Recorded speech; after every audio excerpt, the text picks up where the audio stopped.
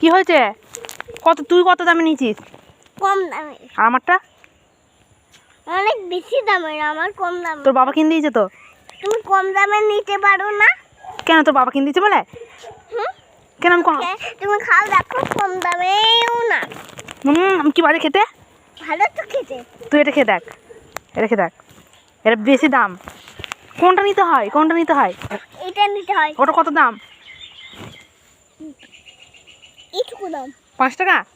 না, তাহলে দামটা 200 টাকা। এটা কত দাম বলতো? 1 লাখ টাকা। 1 লাখ টাকা? কম দামে নিচ্ছিস তুই? কম দামে নিতে হয়। কেন? কম দামেটা ভালো হয় না?